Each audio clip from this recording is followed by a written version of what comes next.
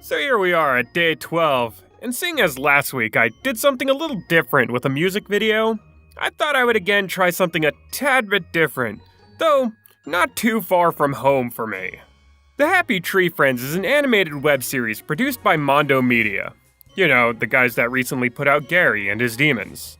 Playing into the bright and cute style like that of Nick Jr. Kids shows, Happy Tree Friends follows a large cast of cute, furry animal characters such as Lumpy the Moose, Cuddles the Bunny, Blatant Ableism, a Crackhead, and John McCain's Persona, along with many, many more, as we join them on their daily ventures and fun. Till things go terribly, horribly, awfully wrong. But this is a cartoon! Silly rabbit cartoons are for kids! I mean, think of the children already! Oh god, no, they even thought of the children! So yeah, probably no surprise to any of you that have seen any of these before. But Happy Tree Friends, despite its cute and cuddly design, is actually an extremely graphic and mature series, filled with as much violence and gore as the Saw franchise, involving scenes of dismemberment, cringe-inducing imagery, and at times outright murder. Most episodes start innocent and charming enough, with characters simply playing or going through some daily activity, but things ramp up gradually after some slip-up occurs or even just the recklessness of some character's actions having a direct impact on another. Honestly, it kind of reminds me of Private Snafu or some accident PSAs, or an average Canadian commercial. Each episode ending in a sort of Aesop Fable-esque lesson that ties to events in some morbidly ironic way. With those aside, the show does give some minor but valuable lessons, like the importance of recycling, check your smoke detector, and maybe don't give blind people sharp objects. Or how about we don't invite the veteran with cripplingly violent PTSD to a war movie? For a web series at its time, this was incredibly well animated, holds up well even to today's competition, but it was the content that really drew people in, with a vibrant childhood style and presentation, even going as far as emulating old kids' book covers in the introduction. But all juxtaposed with a violence that probably had a cathartic feeling of slaying one's own nostalgia. And while I can see those qualities and the good fun in it, the series just doesn't click with me as well as it does for others. I can watch a few and enjoy its humor and animation, but the characters' designs and personalities in the end just make me feel too much empathy for them. Hashtag. If it's your thing, go ahead and enjoy it, but for me, I guess I just can't pull that trigger. The Happy Tree Friends started back in 1999 and really hooked a large audience rather quickly. Even if you haven't seen any episodes, you may still recognize some of the characters, as they were used in YouTube's copyright school. And even having some episodes coming out about a year ago. So I think it's safe to assume that they're not just quite dead yet.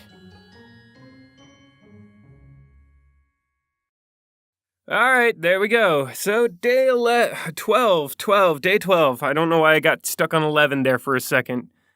Today was, little bit harder for some reason.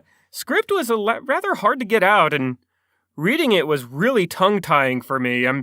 Hopefully I got enough decent takes. I'm not redoing it, because normally when I do, a normal Snide Scribe episode or something like that, Snide Scribe episode, I will do, multiple takes until I get, at least 2 or 3 good ones that I know I can use, and even then, those sound terrible to me, so that's just me getting used to that. That's what this whole thing's about, remember? Oh, yeah.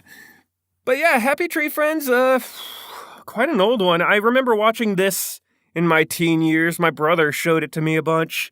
Didn't quite get it too into it back then either. I was still really into, funny animal cartoons and everything like that.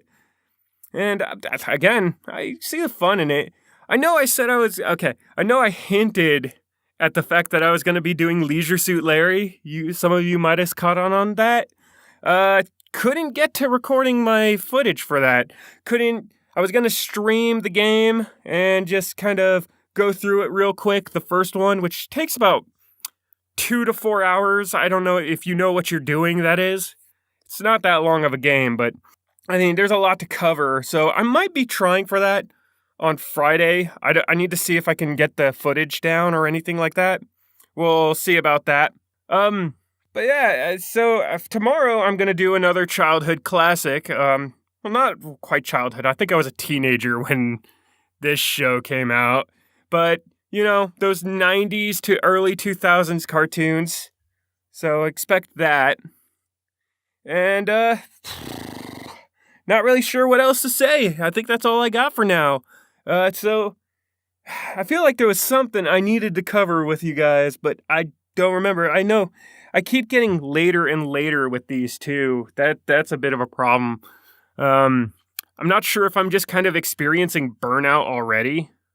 That'd be unfortunate. It really does seem like I'm getting more and more drained and kind of having difficulty getting stuff out onto paper because the scripts are what's really holding me back half the time. And just rambling off the top of my head, as you can hear now, doesn't work too well. So, yeah, we're not even halfway through, and if I'm getting burnt out already, I'm gonna need to figure out what to do about that.